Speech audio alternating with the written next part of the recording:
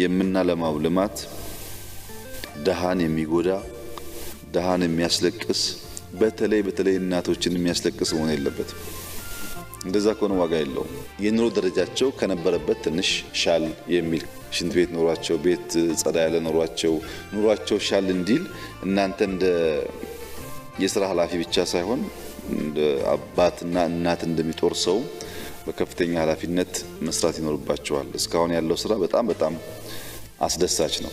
ይሄን የሚያክል ሺህ ሰው በዚህ መንገድ ቤት እንዲያገኝ ከኑሮው ከነበረበት ሁኔታ ከፍ እንዲል መደረጉ በጣም ጥሩ ነው። በጣም ደስ የሚል ነገር እውነት እና እንደዚህ አይነት ቤት እኔ እንጃ እኔ እንደዚህ ለዳዳ እንደዚህ አይነት ይሰጣል ብዬ ምን ያልገምትም። እኔ እዛችሁ ደቃቃ ቤቴ ውስጥ ነው ኖሬ ስሞትም ከዛች ውስጥ ሬሳዬ ትወጣለች ብዬ አሰብኩኝ እንጂ አላሰብኩትም። እሱ ባለቤቱ አሰበልኝ፣ መጣልኝ።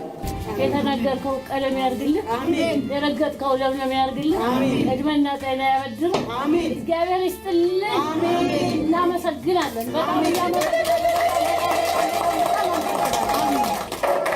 በጣም የማመሰግነው። መልካም ጊዜ እመኝላችኋለሁ።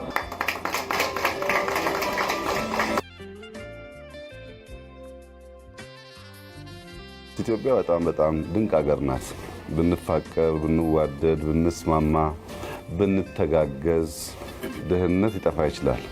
ችግር የሆነው አንዳንዱ ውስኪ የሚረጭበት አንዳንዱ የዕለት ዳቦ የሚያጣበት ሀገር መሆኑ ነው እና ከተባበርን ይሄ ትንሹ ነው። ከዚህ የበለጠው ማድረግ እንችላለን። ሰው ማለፉ አይቀርም። ባለንበት ዘመን ተባብረን ሀገራችንን ህዝባችንን ቀይረን ብናልፍ ጥሩ ነው የሚሆነው። አዲስ አበባ